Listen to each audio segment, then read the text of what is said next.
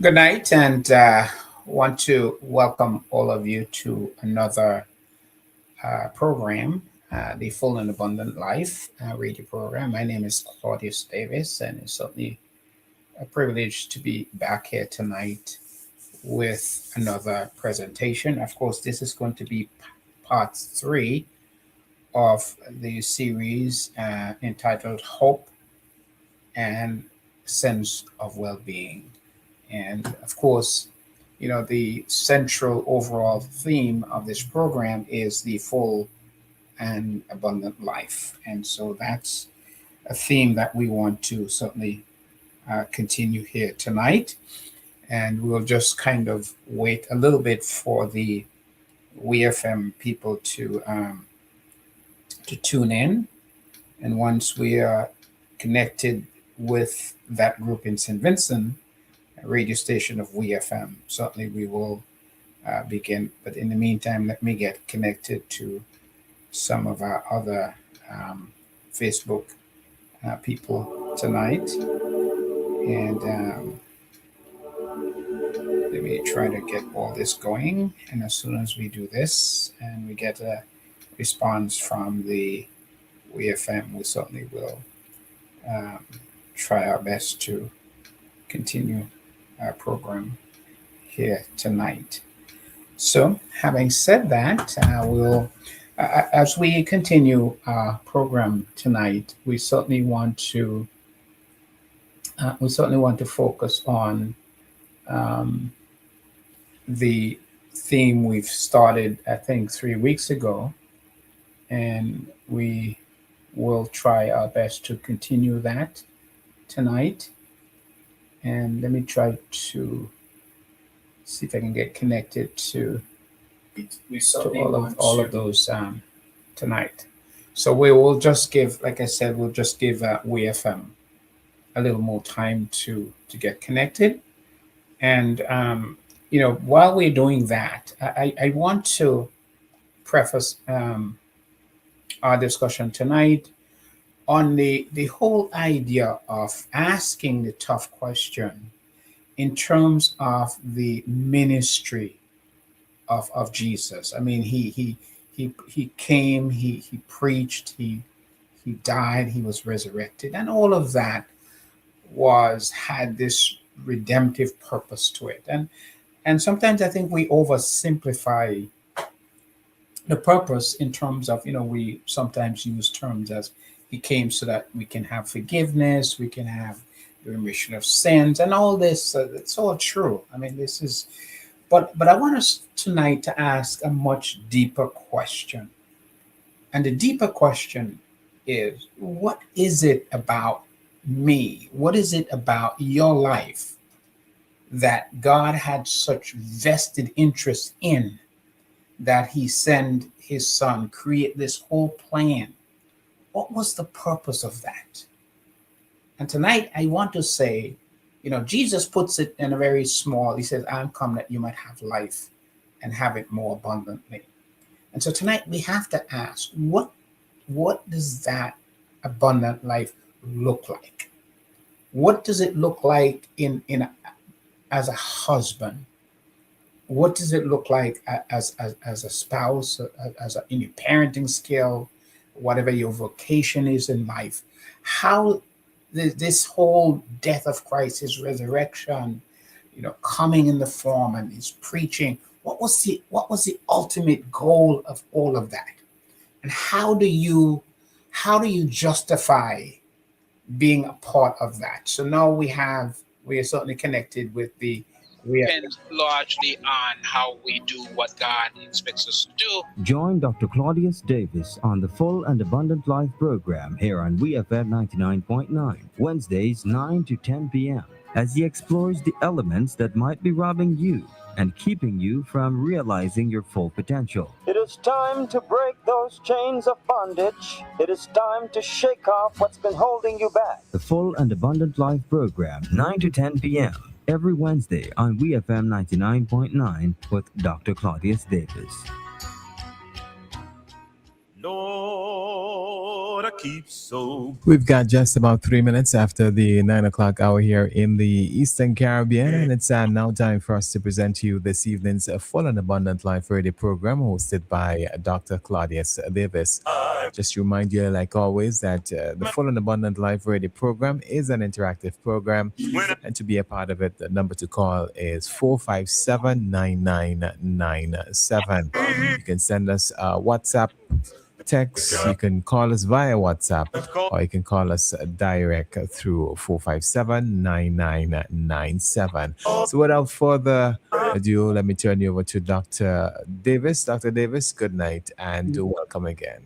And good night to you, sir. And it's certainly a privilege to be back here tonight to present another lesson. And as Kamal reminded us, this is certainly an interactive program. And so we would like to have you share your thoughts and your ideas with us as we, and of course, the overall theme here is we're talking about hope and the sense of well-being. In other words, we're talking about looking at the quality of your life. How do you feel about who you are, your identity, as you try to fit into your community, in the world that you've created for yourself, whether it be your family, whatever it is.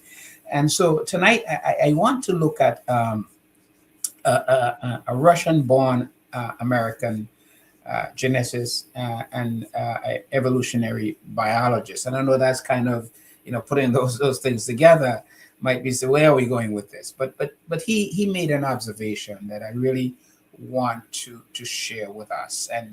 And he believes and he argues that equality is a political and social arrangement involving opportunity and socioeconomic status. It is not a biological arrangement. So that's his essential argument. And so what I want us to do is to begin to look at this particular statement and within the context of who we are as individuals. And so based on this, his argument is that people are biologically diverse, and that we are not the same, that they are not interchangeable. And much of the problem that we're having in our world today is our effort to make everybody alike. Everybody should sound alike, everybody should look alike. And we see where this has been a problem from the very beginning of time.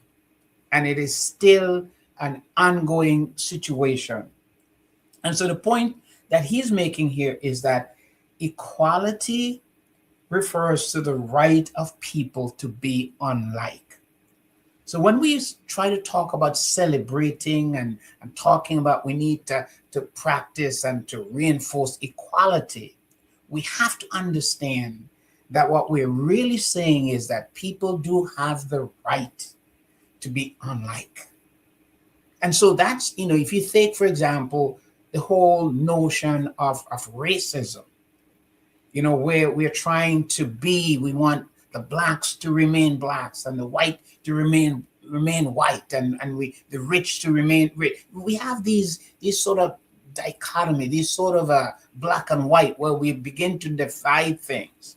And yet, at the same time, we're talking about equality. And so equality really means to recognize our differences, to celebrate our differences, that we are not biologically the same. When God created us, he created us in the sense that, we are unique, each individual, that we are unique.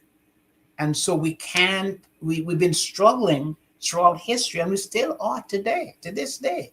We want people to be alike, and we don't like those people who are not like us. And so it continues to have it continues to create a problem. And the point that I'm saying is our sense of well-being hinges on this fact that we have to begin to understand and to celebrate our identity, who we are, and we have to begin to honor each other for who they are and begin to celebrate that. And I think this is what, and I think sometimes we get confused in terms of Jesus's mission, and I'll talk a little bit about that later, because we know Jesus talk about peace and so on, and unity, and then sometimes we get confused on those terms. What do they really mean? What do they look like? Jesus wasn't asking us to give up who we are so we can be like the other person. What he was asking us is that we ought to begin to celebrate our differences and to celebrate who we are. And that's the central point. So what this philosopher is saying to us is that equality, in order for it to be enforced, it takes a political a system in order to make that happen. And so when we talk about freedom, when we talk about, we are to respect the rights of others, we're talking about political concepts, because it will take a political system in order to ensure that, for that to happen. And so I wanted to get that out of the way, because this proliferation of rage and hate that we are witnessing in our community is coming from that place where we want people to sound like us, and we want people to look like us. And if they're not, then we want to annihilate them. We want to destroy them. And we see this right here in the United States. All of the stuff that's happening out there is because of that. And I think when we start talking about violence committed, whether violence committed, whether it be by individuals, citizens, or whether it be by a group in terms of a mob, it's all about motivating factors. And we have to begin to look at some of the factors that are triggering the level of violence that we're seeing in our country, whether it be in St. Vincent, in the United States, or globally, wherever it is. And we have to understand that there are many motivating factors. And that may include, personality traits, for example, such as victimhood, people who have been victimized, feeling of anger at perceived injustices that people may experience. It may also be triggered by a lack of self-efficacy, where people feel powerless and hopeless. And as a result of it, they begin to lose a sense of who they are in terms of meaning. Also, it may be a lack of faith in the religious and the political systems, organizations. Many people are giving up on politics. Many people are giving up on religion and churches. People are tired. They feel powerless. They're beginning to think that they might be that they're not get connected to there's not a sense of belonging, in other words.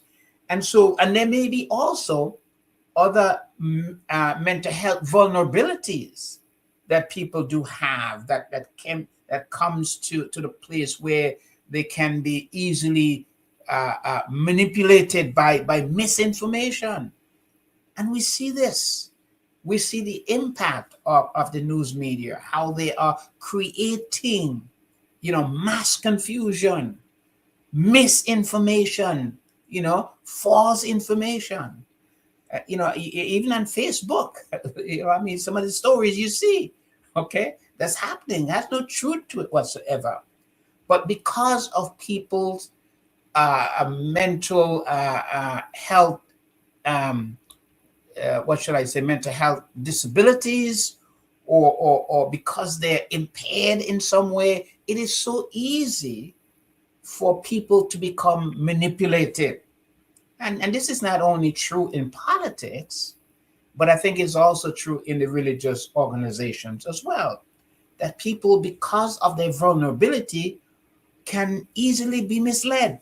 We remember, some of you may be too young to remember the Guyana situation with Jim Jones, drinking of Kool-Aid, where people committed suicide because they believe in the misinformation that this gentleman was sharing. And of course, we see it all in politics.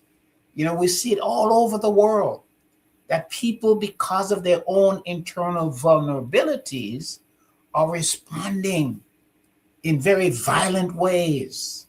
The hate and the rage that we see, we see domestic violence is also an extension of that, that there are certain built-in or certain vulnerabilities that people do bring to the situation. And so we have to understand that there are no single trait or issue that we can pinpoint when we start looking at this escalation of violence, this escalation of hate and rage that we are witnessing in our system. And it's not something that we can just throw money at. I think we have to look deeper beyond the layers to see why is it that we want everybody to be alike. We want everybody to sing like us. And if they don't sing like us, and if they don't look like us, then they ought to be annihilated. And people are willing to go to war on some of these basic issues. And so that's kind of where I want us to kind of have some of our discussion tonight. Because if we're going to be talking about hope, and if we're going to be talking about having a sense of well-being and feel secure in ourselves and begin to enjoy the full and abundant life, we have to step back and ask ourselves, what was the redemptive purpose? When God set out to construct and to build humanity, what was his ultimate goal? What was his ultimate purpose? Of course, you have the other alternative, the Darwinism. We're not talking about the Darwinism's a version of that. Let's go back to the theological version of it.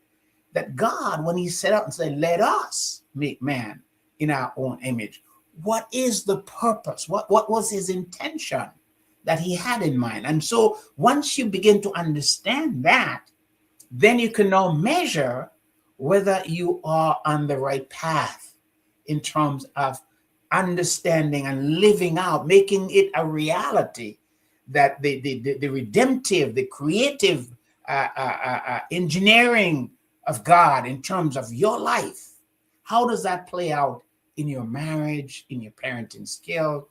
How does that help you to be a decent citizen, a person that reflects that you are part of an extension of this redemptive purpose when God said, let us make man in our own image. And so that's what Christianity is about. And I think the entire mission of Jesus was about that, to create a situation where we can truly live out our redemptive goal, our redemptive purpose, and to be able to mirror to others God's design, his intention for us. And of course, we talk about, like I said, we kind of summarize that to forgive each other and to understand each other. And we use those terms, but I think it's deeper than that, because I think it has to do more about the transformation of your character, which is internal.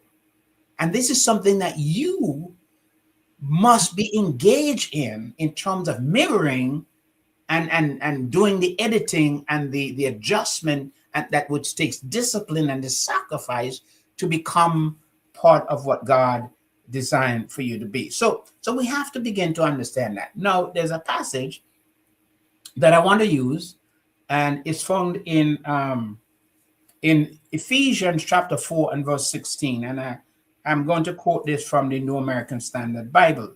It says, from whom the whole body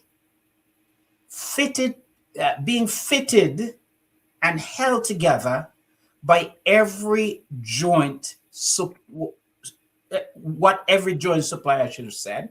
So if you go back and you look at it very closely, he's saying that this whole body is being held together, nurtured together by the contribution of each member. And here's the thing that I quoted earlier. The idea here is not to make everybody a Claudius, or to be able to make everybody a Kamal, So what we have all Kamals running around, or all Claudius running around. No, this is not what this passage is talking about. It's talking about creating an ethos, creating a community where we can now contribute to make it healthier, to make it more beautiful, make it more better, stronger, and healthier. That's what this passage is talking about, which means then that we have to begin to rely on each other, to work with each other, to begin to mirror to each other their strength, their beauty, their talents, to mirror back to them as they mirror to you. So it goes back and forth. And so once we begin to understand that, I think we can begin to have a sort of a building within us, a sense of humility, where we can now see the value of individuals, where we can now celebrate the uniqueness. Some of us may be tall, some may be short, some may be light skinned, white, darker skinned, and different, all kinds of variations. But what we understand, that those variations is what makes us unique, and we celebrate that. So the passage went on to say, according to the proper working, this is Ephesians chapter 4, verse 16, the proper working of each individual part. Each individual part. He's not asking that each part must become a little Claudius or a little Kamal. That's not what he's asking. He's saying that Claudius must be Claudius and be the best Claudius. Kamal be the best Kamal that Kamal can be, in terms of enhancing the other others that we are interacting with. And so it says each part, and then it says causes the growth of the body for the building up itself in love. So the end product here that you see, it creates an ethos, an environment where this love, in my mind, I'm defining it now, mean that where we can begin to respect each other's our differences, we can celebrate our differences, we honor our differences, and we help each other to be themselves the best way that we can. And so for me, that's what I think that we need to have. So if we want to talk about how we what sort of programs we need to have that's going to de-escalate the level of hate and the level of rage and nastiness that we're seeing in our communities, we have to begin to understand that we are unique, that we are special, and that it's not about us all being alike. I didn't think Christ died so that we all can be alike. I think he died so that we can celebrate each other, and so that he can remove the bigotry that's within us, the hatred that's within us, that we can begin to allow each other to be who we are as we grow and as we celebrate and work with each other. So that's my understanding, or at least my, that's how I choose to understand this. And I'm hoping, I know that some of you may have other views on this, and that's okay. And if you do, please share them. Let me see if there's any other issues here that I'm overlooking here from the Facebook page. Sonia is watching. Lucetta is also watching. Samantha is watching. Nadine is watching.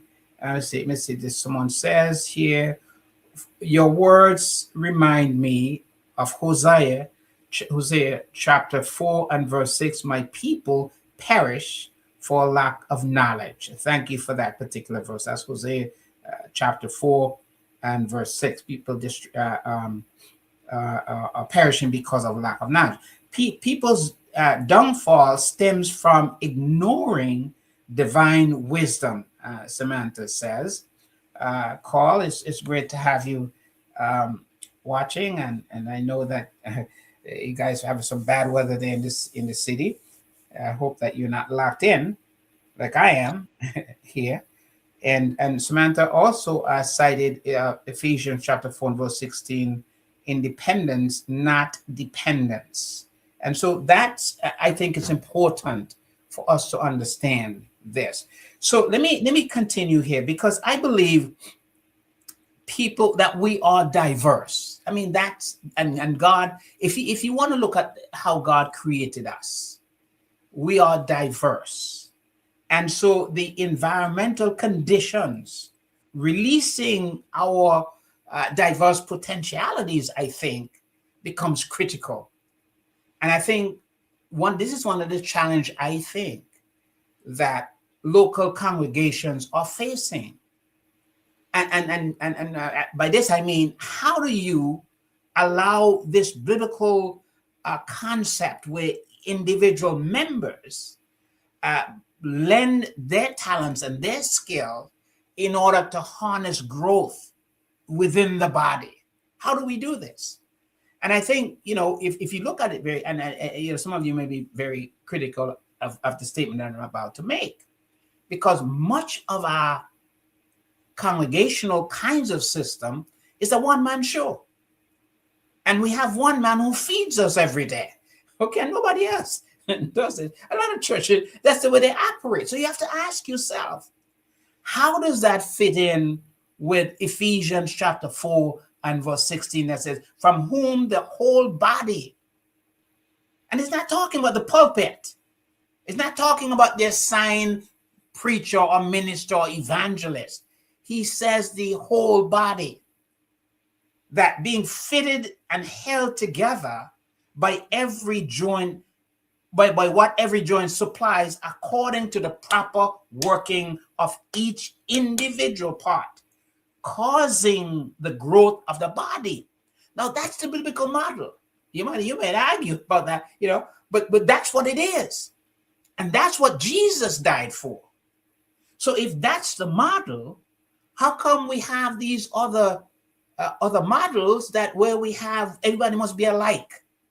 And in order to ensure this everybody being alike, we assign one man who's going to police this, and he's going to feed us for 50 years. Okay, and hopefully that one man, I guess, somehow. And so what happens to all of the other talents and all the other people? How do we help each other along the way? So I'm saying to us, we need to take a closer look. And of course, I know some of you are probably getting sort of angry at me at this point, because what I'm trying to get us to do is to look at the scriptures themselves. And you'll see that the way we are doing things doesn't fit. It doesn't coincide with what Jesus died for.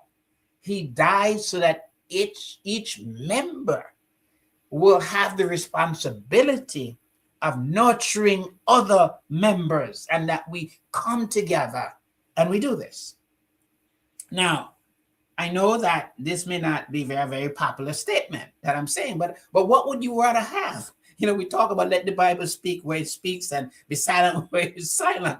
It's convenient when we're talking to someone in the other fence. What we're really asking the other person on the other fence is, you're not going to go to heaven unless you are like me.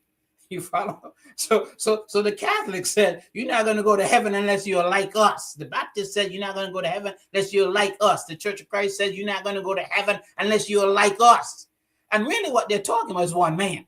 They're not talking about all the members. They're talking about one man, the one who is assigned, whether he be the priest, whether he be the pope, whether he be the cardinal, whether he be the evangelist or the minister, the one man. And that one man, everybody should be like that one man. And then we disguise it deceptively, saying, well, I'm telling you what Jesus wants. And so what I say is what Jesus wants me to say, and therefore you got to be like what I say because I'm representing Jesus. But that's not what the Holy Scripture says. The Holy Scripture says that God will give each of us a talent and a gift, and he will hold us accountable and responsible for that gift that he has given to us, because he wants us to use that gift to be a good father, to be a good mother, to be a good brother, a good sister, to be a good teacher, a good principal, a good police officer, a good prime minister. Whatever your role is, God has equipped you to be the very best that you can. But can you imagine if all the prime ministers run around to make everybody prime ministers? If the president of the United States thought that everybody should be like him? I mean, come on. That's not the idea here. And so when preachers run around here and begin to create a model where they feel like God has invested them for 50 years or 40 years to represent Jesus, and he's the only one that do it, and the rest of us have to sit in a pew and just suck it up for 30 minutes. Brothers and sisters, that's not what Jesus died for. Jesus died so that you can know your position, the gift that he has given to you, and that you ought to maximize it and play it to the best of your ability. And he wants you to play it beginning in your home, whether you're a mother or a father. He wants you to be, if you're connected with a local congregation, he wants you to be able to use that gift within that local community to maximize and to make that body grow and to make it better. And sometimes we get the idea that all that members are good for is to put money in the contribution plate. that's the only responsibility. Okay, you put your money there, and even elders, even churches will have elders. The elders in the pew, they're not doing anything either, because they have one man who's doing all the work, and that's the model that we have. And I'm saying to us that definitely is not the model that God intended. So let me see if anybody's cursing me here on the Facebook page yet. Good night to everyone. We should strive to be like Christ. Okay, Samantha, I understand. I'm not saying we shouldn't strive to be like Christ. I think we should try to be. I'm saying it's not a one-man show. I'm saying that each individual member should try to harness the gift that God. Not all of us are teachers. Not all of us can hold a tune. I know. One sister was said to me many years ago in St. Vincent that, I had to be able to sing. Because also, everybody should. But I said, well, no. That may not be my talent. That may not be my skill. And some of us, not all of us are teachers. Some people like to teach, but they're not teachers. They don't have a skill to teach. And some people are good at public preaching. Some people are good at that. Other people are good at hospitality. They have more social skills, more social graces. All these are gifts.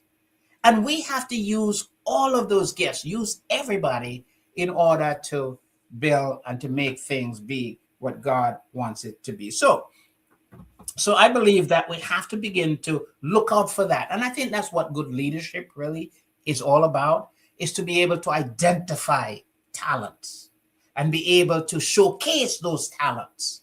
And when I say doing that, I mean, even within parents, within your children, you have to be able to identify early what their skill sets are and be able to nurture those skill sets so that they can maximize and be able to be whatever God has instilled in them.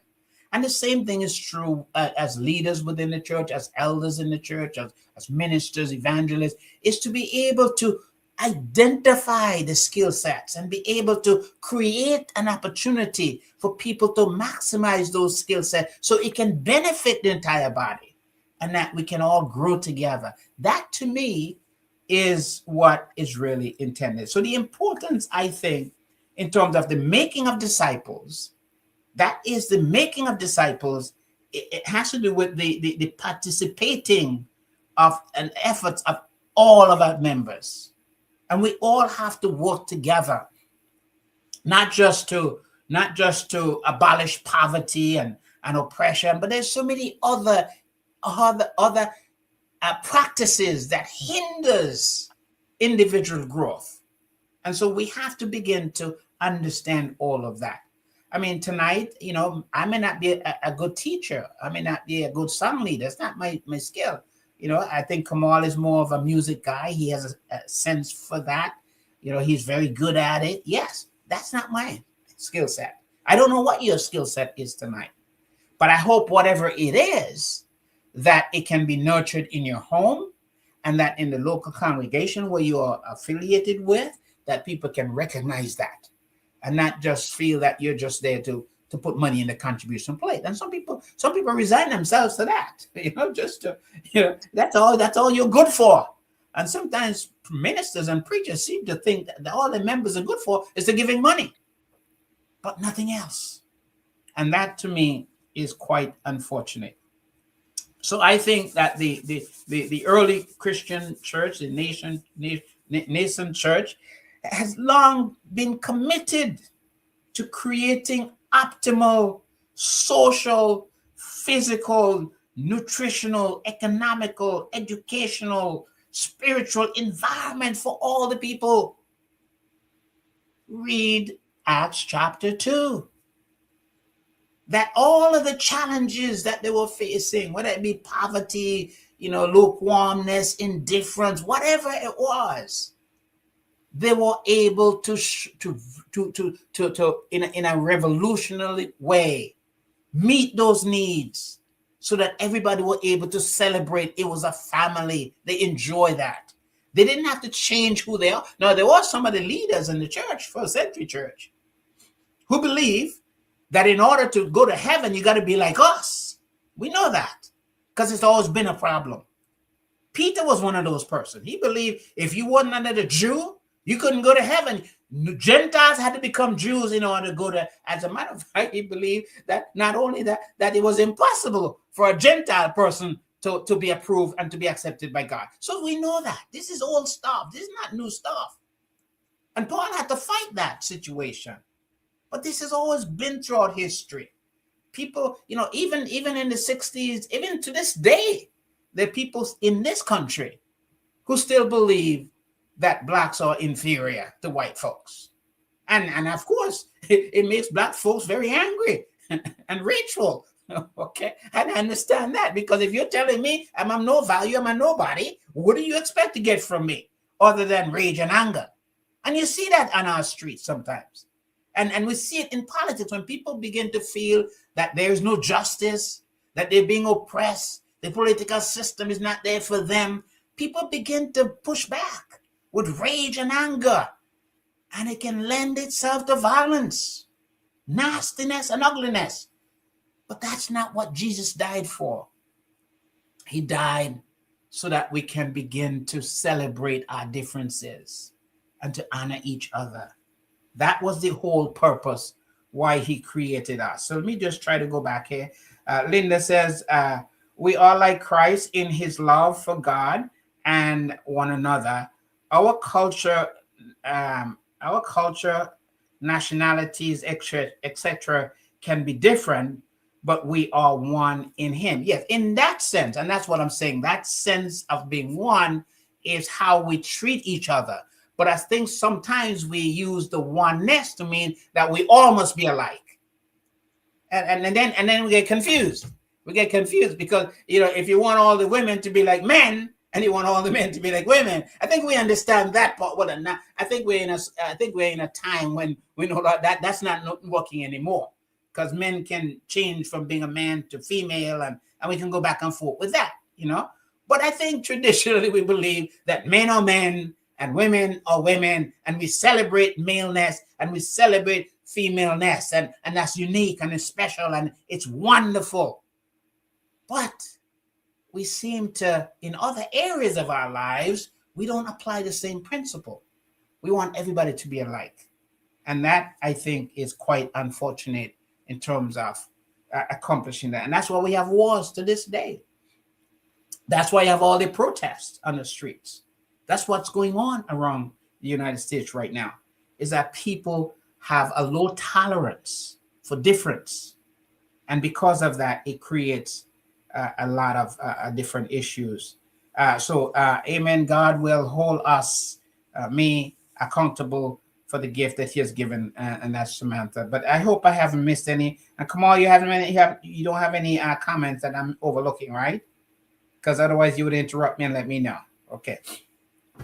But so that's, we have to begin to understand then that the model, if you go back to the first Pentecost and you look at the model that was there, that people work harmoniously together, but they didn't have to give up their individuality in order to do that. They didn't have to change their color to do that. And even those people who are blessed financially, they use their blessings in order to help those who are not so fortunate economically. And we see that in the first century church. And so why is it is such a problem today? Why is it you have all these super wealthy churches and right next door you have poor churches? And why is it next door you have all these massive white churches and you have these massive black? Why is that? What's that about? Because people are not comfortable being around people who are not like them. And so as a result of that, we even go to the point, you have to have the same political views like I have. Okay. And if you're going to be a Democrat, I ain't going to associate with you. If you're a Republican, I ain't associating with you. Okay. Doesn't work. So we divide ourselves all the time. And so we wonder, why is it we have so much crime? Why is it we have so much violence? What's happening? Even within our local churches, what's going on? It's because we want everybody to be like us. And if they're not like us, then we may tolerate them, but we will never treat them with the respect and the honor that they deserve. And Jesus taught us the opposite of that. You remember when he did with his disciples? And it's a very powerful lesson. Jesus did this. He got a towel and a basin and he washed the feet of his disciples. And he says to them, look, if you're going to be great, let's start right here. Understand what leadership is about. It's not about domination. It's not about status and power. It's about empowering people to be the very best that they can. And that's what we need to do. I love this passage that I quote all the time. In 1 John chapter 4 verse 4, he says, greater is he that is in you than he that is in the world. So when I go to someone, it's not about me giving them part of my greatness. Rather, the skill as a clinician, what I try to do is to get people to see the greatness that's already in residency in them. And that's the greatest contribution we can ever do. Even in therapy, you can't fix anybody until you get them to realize that their problem is in themselves and the solution is in themselves. That's what the Christianity is about. He says, lo, I am with you always. He says, I am your strength. I am your rock. I am with you and I will get you through. God is within us. And so as ministers, as clinicians, as therapists, what we have to do, if we are skillful, is to get people to celebrate their strength, to celebrate what's in them. And then people can begin to recover and they can begin to move forward.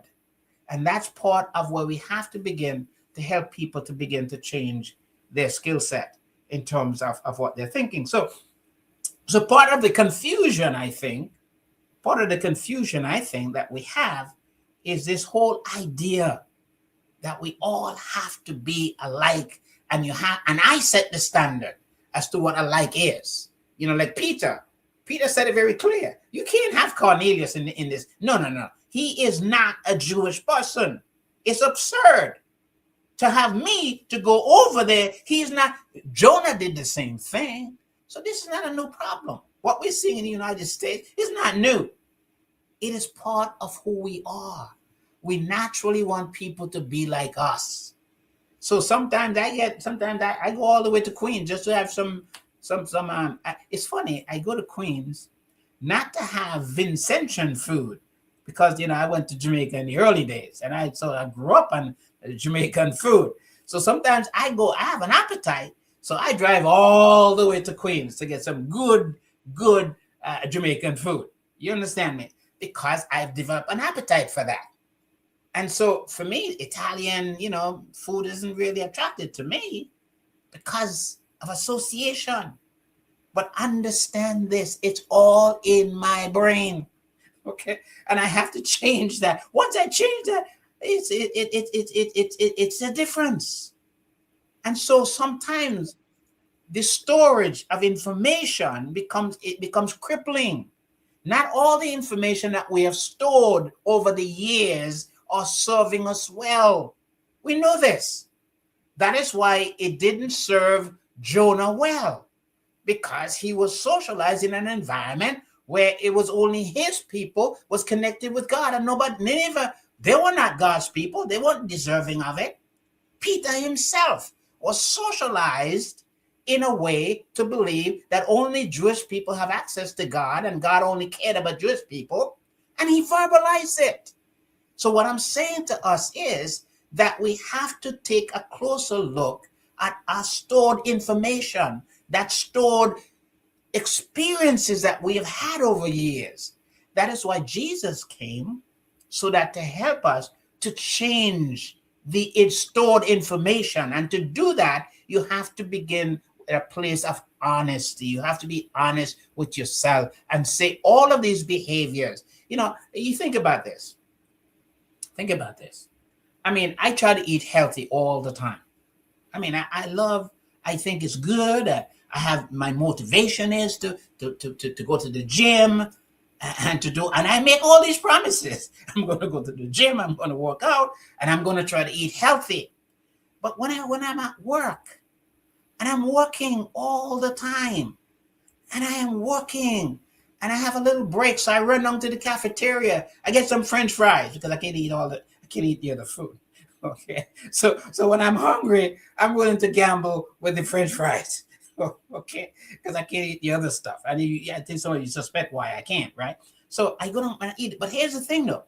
After a while, when I start practicing that, even though I want to eat healthy, but every day, because of the situation, I find myself going for the French fries and munch on that and able to do my paperwork, and at least it helped me out a little bit, right? But what has happened is that temporary short-term goal eventually can become a long-term goal, where now my motivation to eat healthy food is now overshadowed, where a short-term goal becomes a long-term goal. So now I don't even go out to have lunch anymore. I just developed, without consciously thinking about it. So now I can go down to the cafeteria, get some French fry, and that holds me for the rest of the day. I don't have to be bothered. Especially in this cold weather. Who wants to get in their car in this cold weather and go out and do any stuff like that? And I'm too lazy to get up in the morning. I'm too lazy to get up in the morning and prepare adequate breakfast and something to take to work. So I don't do that. So now, but notice my goal hasn't changed. My goal is to eat healthy. That's my motivation. And what I'm saying to us, motivation is not good enough to change our lives. Knowledge is not good enough to change our lives. It's the habits that we must change. Let's go back again. I show you. I'm working, right? And I want to get the paperwork done. So I rush down to the cafeteria and I get some French fries. Come back, eat. It fills me up. Drink some water, right? And I do this every day. What happened to the long-term goal, which is to eat healthy, that is no longer there. The short-term goal now takes the place of the long-term goal. Now I develop a desire, it's convenient, and now it becomes automatic. So me going to the cafeteria for that becomes the automatic process. But what happened to my knowledge? My knowledge hasn't changed. I still want to eat healthy, right? My motivation hasn't changed. I still am motivated to eat healthy food, but in my long-term plan now, what am I doing? I'm eating junk food because it becomes convenient. And then the brain memorizes it, and after a while, that style of eating becomes the long-term plan because it is now automatic. And that's crippling once that happens. Now here I am. The goal hasn't changed. I want to eat healthy. The motivation hasn't changed. I want to be healthy. But what's happened to the long-term goal? The short-term goal was conveniently rush down to the cafeteria, get me some French fries, and I can go continue to do my paperwork. I can get out at 5 o'clock. I can go home, and I don't have to go out, right? But after a while, that becomes a habit. And that's precisely what is happening among many of our brothers and sisters. Whether it be in your financial situation, whether it be in your health situation, whether it be in your spiritual life, you're taking too much shortcuts, and your short-term goals have now become your long-term goals because they're now habits. That's why you're making the same problem. That's why you're in debt. That's why you're doing it with the credit cards and all the stuff that is happening, because your short-term plans have now become your long-term plan by virtue of habits, and you repeat the same thing.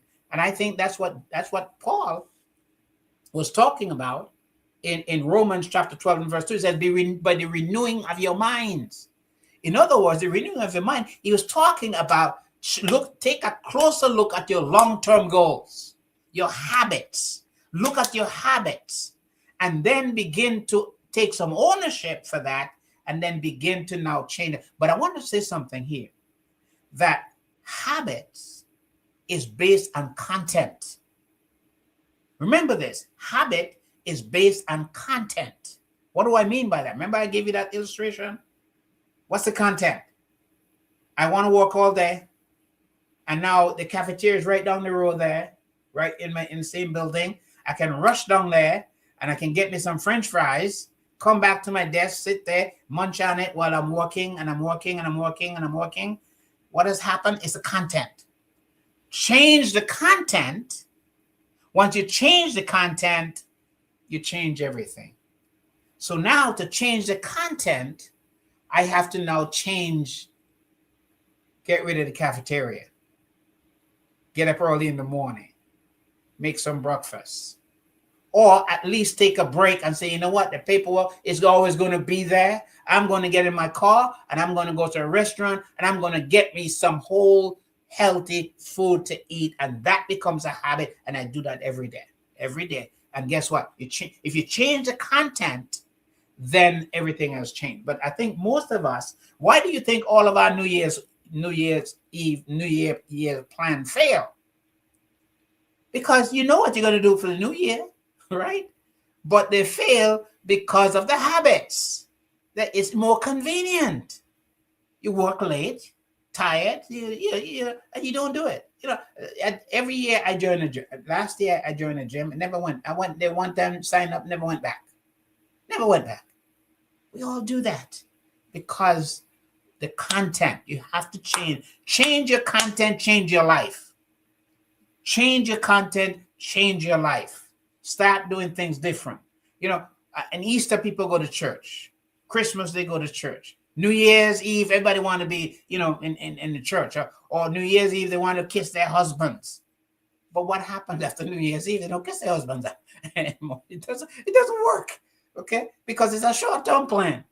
We need to develop a long-term plan, work on the long-term plan, make that the habit, but you got to change the content.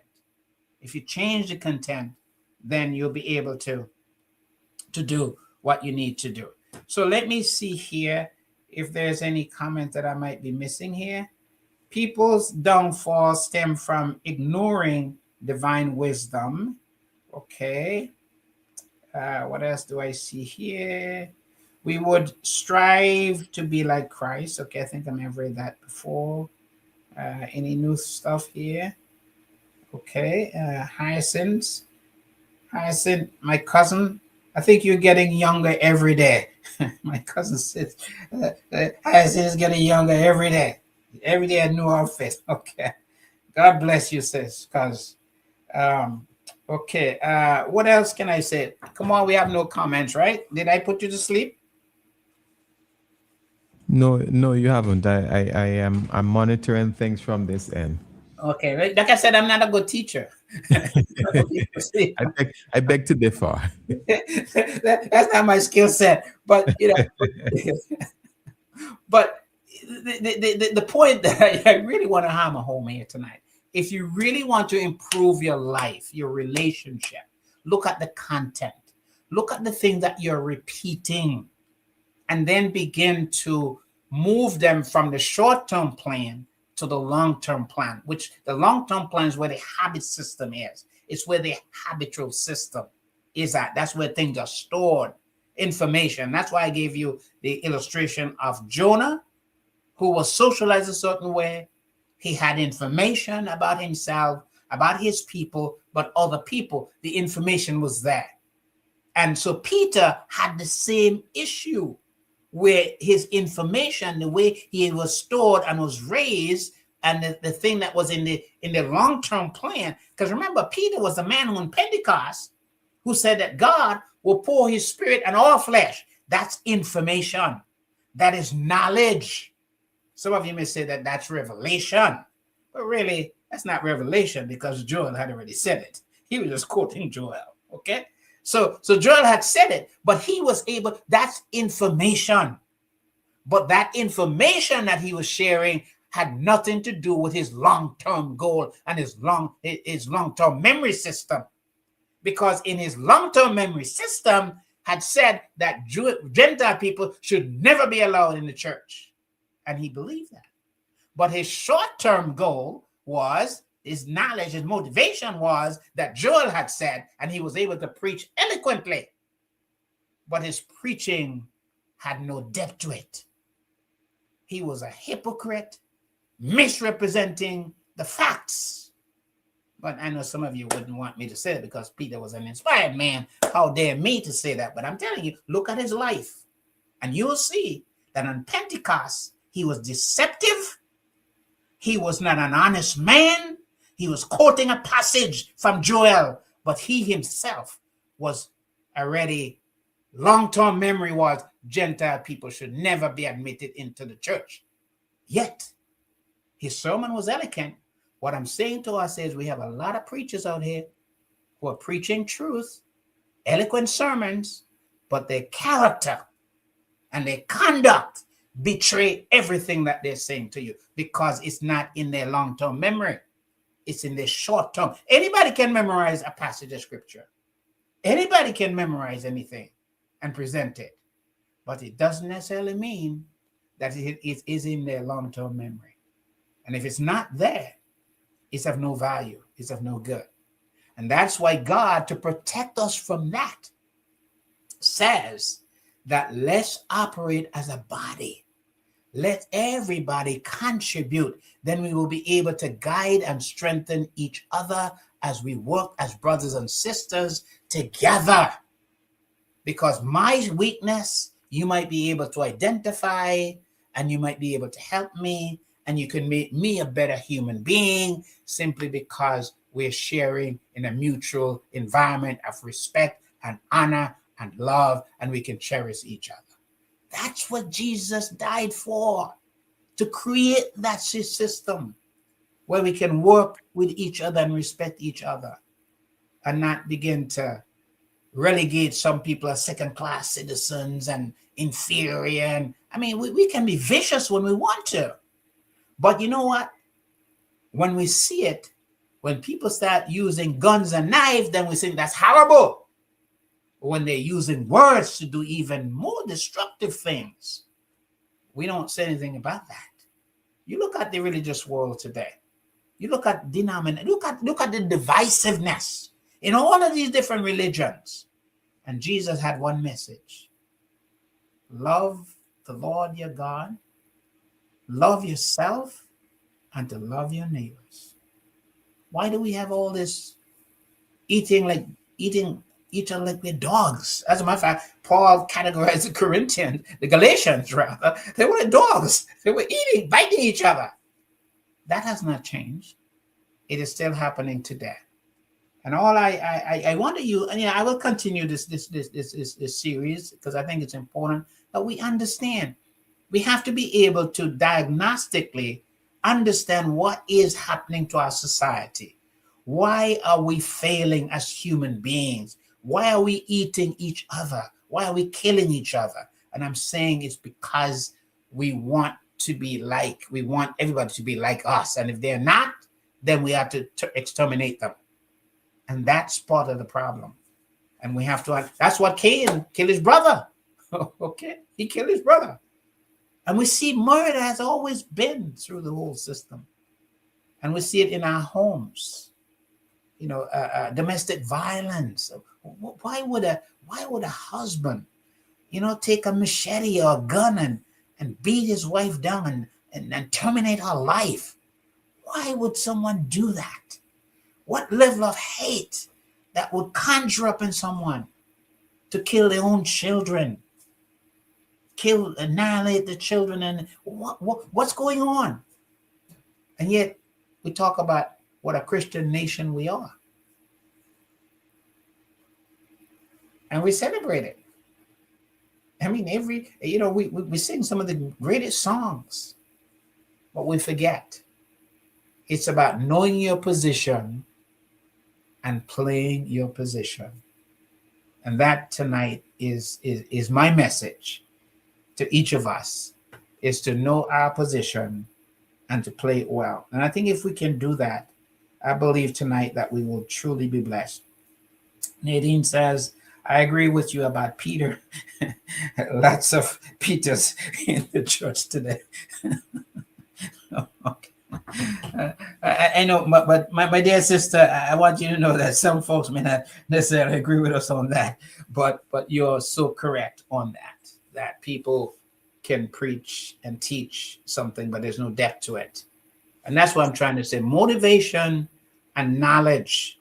Remember, I gave you because I get addicted to this French fry business. The reason I use it is because it's convenient for me, but it's violating my goal to start eating healthy and to stay healthy. And that pattern of behavior is anything but healthy. It is certainly not. But it does. But I'm motivated to be healthy, and I'm motivated to eat healthy food. But because of the situation, the content of the situation, I wind up developing a habit, a long-term goal that is contradictory to what I want. And many of our lives are precisely like that. So I truly want to thank all of you tonight. It's 9:00, and it's been a pleasure to have all of you on the stream tonight. And for those of you who are listening, they're in St. Vincent and the Grenadines. I certainly thank you for tuning in to WeFM, and we will be back next Wednesday night. You're listening to the Full and Abundant Life. My name is Claudius Davis, and I'll see you all next week, same time, same place. Kamal, back to you. Thank you very much, Dr. Claudius Davis. As always, you're a good teacher. St. Vincent and the Grenadines, you will say that. So that's the time, the Grannies. You were listening to the Full and Abundant Life radio program hosted by Dr. Claudius Davis, and comes your way each and every Wednesday from 9 until 10. God's willing, do join him again next Wednesday when he'll bring another exciting and interesting topic for you. I think you're continuing in the series, right? Yes, I will. I want to do that. Yes, I will. Okay, great. So join him next Wednesday as he continues in the series to bring to you the Full and Abundant Life radio program. Thank you very much, Dr. Davis. What's up, Vincent and the Grenadines? It's just about 2 minutes after 10 o'clock, and it's also time for me to bid you goodbye. Certainly was a pleasure being here, being able to musically entertain you, and also lend technical assistance to